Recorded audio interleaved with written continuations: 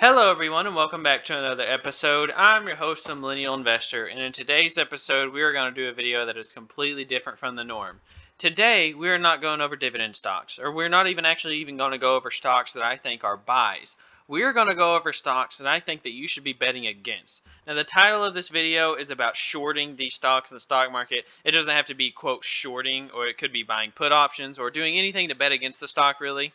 And the reason why I'd recommend betting against these four stocks are for their own separate reasons. Some of them are hype stocks that are not going to be going anywhere. Some of them don't have a fundamental business model. And then others are just straight up overvalued, way too high priced given their level of business. Now, I hope you guys enjoy this video. Before we jump into all that, my name is Jordan. I'm a millennial investor. If you haven't seen me before, these are the 22 companies that I own. I'm a dividend growth investor. And this is my annual and monthly dividend income, as well as portfolio value and monthly YouTube income. These are my top 5 investing goals for 2021 and my 2021 stock market prediction. If you want to get signed up with M1 Finance, we currently have a referral bonus of $30 for getting signed up. To get the $30, all you got to do is scroll down, check out the referral link is down below in the description. We've signed up 113 people so far, and all those people love the platform. It's absolutely free to use, no fees whatsoever, and let's go ahead and jump into the first stock of the day. The first one that we're going to be talking about is Virgin Galactic, and I know I'm going to get some hate from all the investors, quote unquote investors in the stock, but I want to talk about why space is a company that I would not invest in. Not only is it not a company that I wouldn't invest in, but it's a company that if I had to pick a stock to go short on, or if I had to pick a company to buy put options against, this is one of the companies that I would be betting against. Now, I want to show you an example of why the stock is overvalued in my opinion. Now, those of you that know me, you know that I like to invest in companies that are profitable. Now, for a growth stock, it's a little bit different. You don't always have to invest in companies that are profitable, but usually it's best to invest in one of the two. Either a company that is growing profitability massively, or if you're investing in them where you can see the path of profitability in the near future. If they're not profitable in 2021, okay, will they be profitable in 2022? Maybe. Will they be profitable in 2023? Maybe. But with Virgin Galactic, I do not see this being the case at all. Okay? And let's look at the revenue for this company starting off. First off, for the revenue, in December of 2021 for this fiscal year, they're going to be ending the year at roughly $2 million in revenue. $2 million. And that's for a company that is worth $9.5 billion with a B. Their revenue is $2 million with an M, and their market cap is $9.5 billion with a B. That is over 1,000 times, actually technically over 4,000 times the price. That is over 4,000 times its price to sales. This company literally would have to do revenue 4,000 times in a row to equal its market cap. It doesn't take a genius to look at price and sales ratio to see that's overvalued. Now, a lot of people are going to say, Jordan, it doesn't matter. Revenue's really going to pick up. It doesn't matter what they're doing this year. We're investing for next year. Well, let's look at next year. Next year, they're expecting to do $50 million roughly in revenue, okay? $50 million in revenue for a company, once again, $9.5 billion. That's almost 200 times revenue. Just to give you an example, a company that is growing fast, like I'll just pick one off the top of my head. Let's look at like Shopify, for example. Shopify is an incredible business model, growing 20, 30, 40, 50% every single year, top line revenue growth. Not only that, but this company is starting to turn into some big profits. And to give you an idea for its forward price to sales ratio, it trades in the 30s and 40s. That's where this is at. Space, Virgin Galactic, a company that has no real path to profitability, is trading at a price to sales ratio for next year, that's next year, at about 200. So basically, if you were to compare this to Shopify, which is one of the most high-priced, high-flying stocks in the entire stock market, it is trading roughly 4 to 5 times higher than what it is of, say, of Shopify. Not only that, this company has lots of issues as well. There's so many issues with government regulation, and oh yeah, space travel could be huge one day. And I'm not blaming anyone that's wanting to invest in this company for what they could be doing in 2030 or 2040. And that's perfectly fine.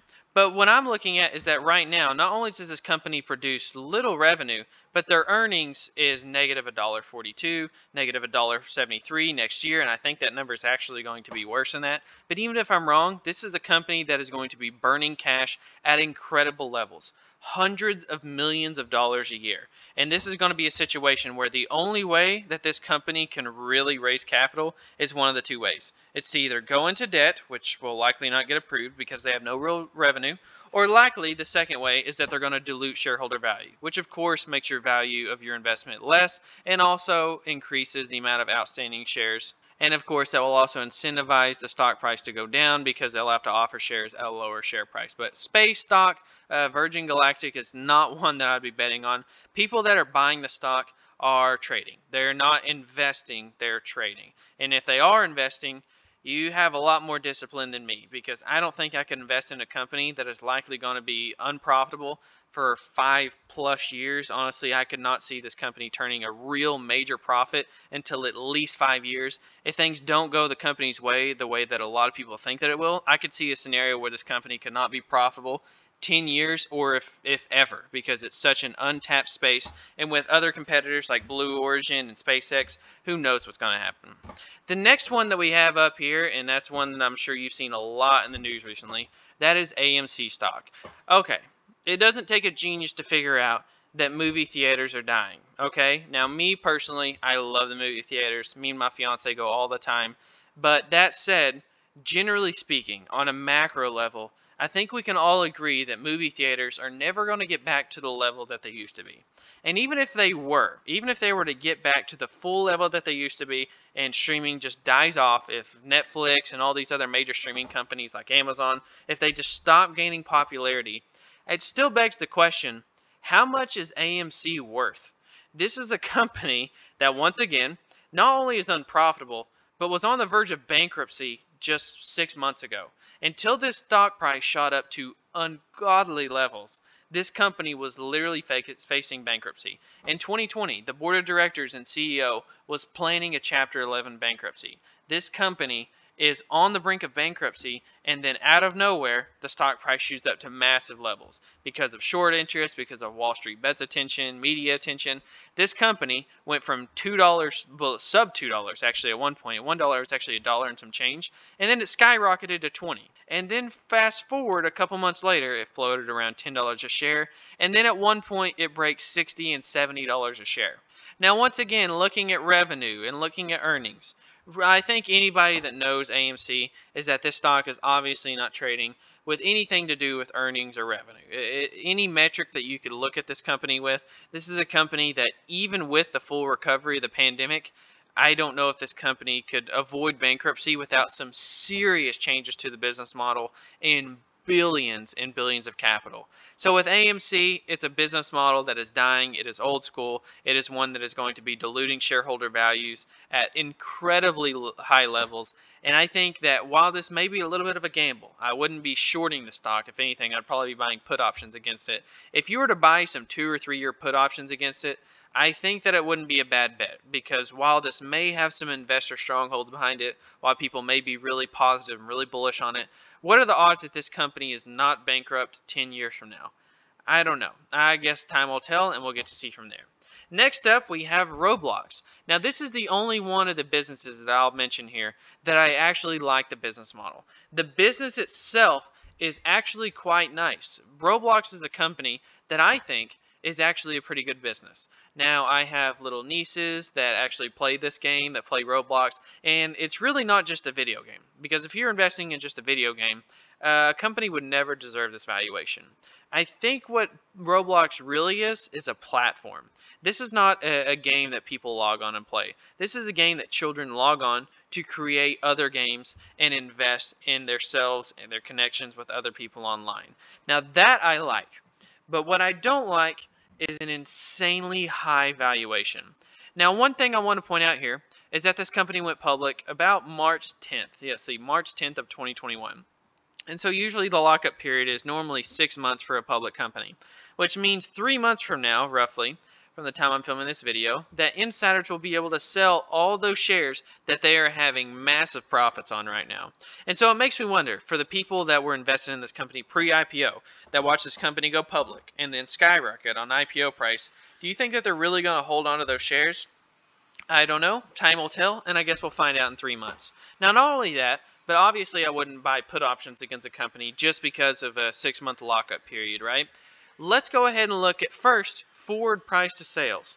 Now, we looked at Shopify, which by the way was one of the most high-flying, high-growth companies on the market, but that's really an outlier. Shopify is arguably one of the most high-priced stocks in the stock market for its size, for a company being in the hundreds of billions of dollars, okay?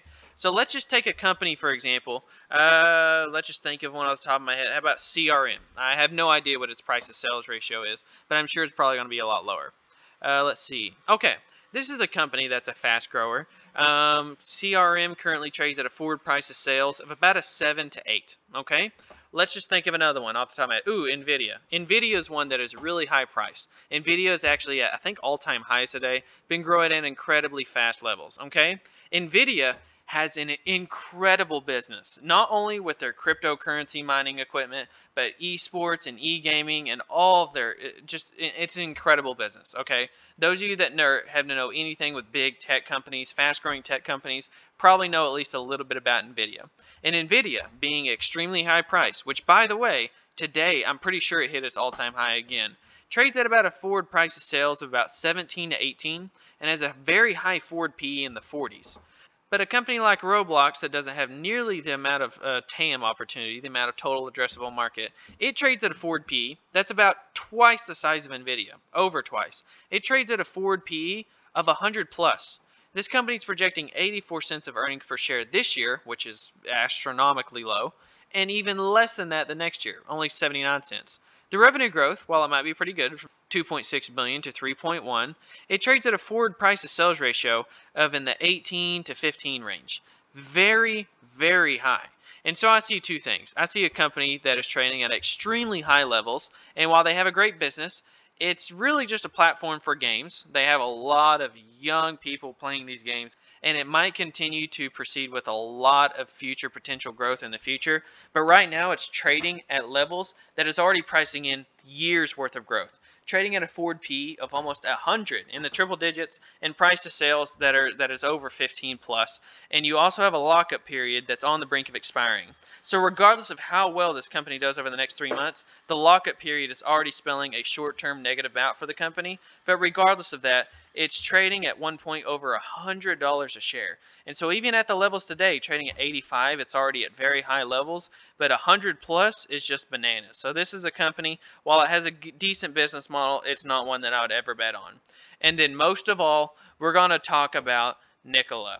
If there was ever a company to buy put options or short against or anything like that, it is Nikola Motors. And I shouldn't even call it Nikola Motors. It should be called Nikola Corporation, like it says here, because this is a vehicle company that doesn't produce vehicles. This is the absolute scam of scams in the stock market, in my opinion.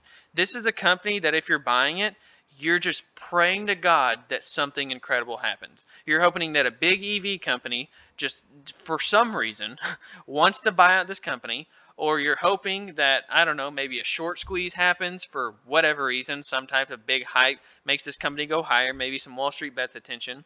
But Nikola Motors is arguably the worst stock in the entire stock market. In 2020, it was voted the worst company of the year. That's not an exaggeration. That's not something I just made up. It was voted the worst company of the year. In 2020, they're producing basically no revenue, 18 million for a company that's worth 7 billion. And once again, we have a company that will finally start to see some revenue next year, hopefully. We'll see about that. Almost 200 million, but a company that's trading at almost $7 billion. 300 times its price to sales ratio today, and about 30 to 40 on its price to sales ratio tomorrow. So this is a company that not only has an extremely high valuation, but has at an incredible level. And not only that, it's similar to when we looked at space, Virgin Galactic, right? But at least that company has some incredible technology, some very powerful investors backing it. But this is a company that, you want to talk about burning cash? You think Virgin Galactic burns cash?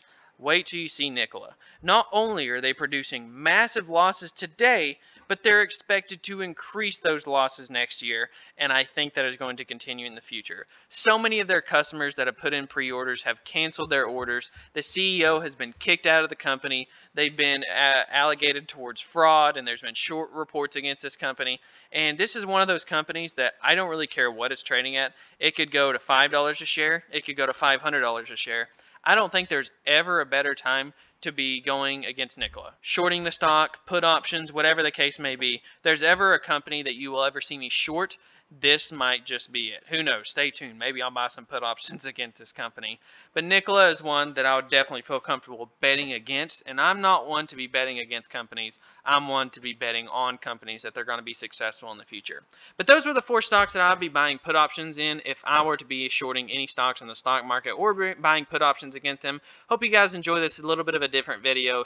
Stay tuned for more videos in the future. Feel free to sign up and get $30 with M1 Finance down below. And I'll catch you guys next time.